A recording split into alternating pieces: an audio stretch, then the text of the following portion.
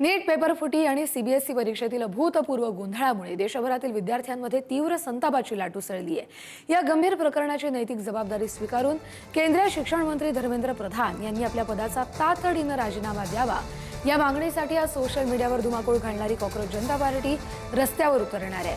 नवी दिल्लीतल्या ऐतिहासिक अशा जंतर मंतर मैदानावर देशव्यापी शांततापूर्ण आंदोलन करण्यात येणार आहे। कॉक्रोच जनता पार्टीचे संस्थापक अभिजित दिपके दिल्लीमध्ये पोहोचले। यावेळी भारतरत्न डॉक्टर बाबासाहेब आंबेडकर यांचा फोटो असलेल्या पुस्तकाची प्रत दाखवत विमानतळावरून आंदोलन स्थळाकडे ते रवाना झाले। त्यांनी एक पोस्ट करत आंदोलनाला येताना एक पुस्तक आणि तिरंगा घेऊन येण्याचं आवाहन केलंय। या आंदोलनामुळे राजकीय आणि सामाजिक वर्तुळात उत्सुकता निर्माण झाली आहे। आंदोलनाच्या पार्श्वभूमीवर दिल्ली पोलीस अलर्ट मोडवर आहेत, तर दिल्ली पोलीस आणि निमलष्करी दलांच्या जवानांसह 1000 सुरक्षा कर्मचारी तैनात आहेत। अधिकचा अपडेट घेऊया आपले प्रतिनिधी शिवाजी काळे यांच्याकडून। शिवाजी,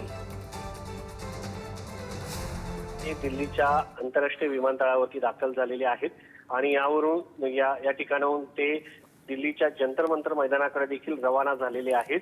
त्यांच्या आंदोलनाला परवानगी देण्यात आली आहे। त्यांच्या पक्षाच्या म्हणजे ते जे सोशल मीडियावरती अकाउंट तयार करण्यात आले त्यांच्या वतीनं काही शर्ती आणि नियमांचा पालन करून त्यांना आंदोलनाची परवानगी देण्यात आली आहे। ते या ठिकाणावरून निघालेले आहेत, दिल्लीच्या जंतर मंतर मैदानाकडे गेलेले आहेत। त्यांना मोठी सुरक्षा या ठिकाणी तैनात करण्यात आली होती। त्या मोठ्या सुरक्षेतच ते या ठिकाणाहून रवाना झालेले आहेत दिल्लीच्या आंतरराष्ट्रीय इंदिरा गांधी विमानतळावरून आणि थोड्याच वेळात ते जंतर मंतर मैदानावरती पोहोचतील। त्या ठिकाणी देशभरातून आलेले आंदोलक पाहायला मिळत आहेत आणि या आंदोलनाला आजपासून सुरुवात होत आहे। आता हे आंदोलन नक्की उपोषण असणार आहे की फक्त त्या ठिकाणी जाऊन धरणे आंदोलनाचं स्वरूप असणार आहे हे पाहणं महत्वाचं असणार आहे। आणि सगळ्यात महत्वाचं म्हणजे आज ते या सगळ्या संदर्भामध्ये नक्की काय बोलतात हे पाहणं महत्वाचं असणार आहे।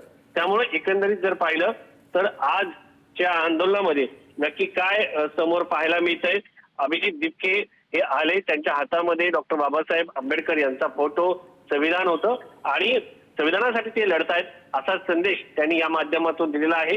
त्यांच्या या आंदोलनासाठी येणाऱ्या लोकांना त्यांनी हातात फुलं आणि पुस्तकं घेऊन या असं सांगितलेलं आहे। कारण आंदोलनाचं कारण हेच आहे की शैक्षणिक व्यवस्था ज्या आहेत त्याच्यामध्ये कमालीचा गोंधळ पाहायला मिळत आहे।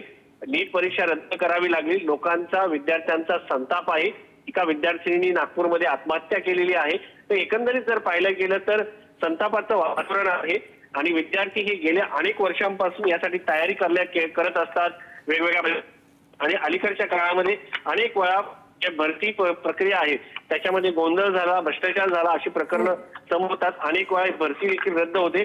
त्या सगळ्या पार्श्वभूमीवर जर आपण पाहिलं तर विद्यार्थ्यांमध्ये संताप पाहायला मिळतो। या संतापाचाच कुठेतरी वाट मोकळी करून देण्याचा प्रयत्न अभिजित दिपके यांच्या माध्यमातून होताना पाहायला मिळतो। यामागे नक्की इतर राजकीय पक्ष आहेत का, काही राजकीय अजेंडा आहे का पाहणं महत्वाचं आहे। मात्र सध्या तरी अभिजित दिपके यांच्या आंदोलनाला परवानगी मिळालेली आहे।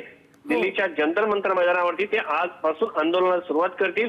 पुढे भविष्यात या संदर्भात नक्की काय घडतंय हे पाहणं महत्वाचं असणार आहे। धन्यवाद शिवाजी दिलेल्या माहितीसाठी। आंदोलनाचे प्रत्येक अपडेट तुमच्याकडून वेळोवेळी घेत राहू।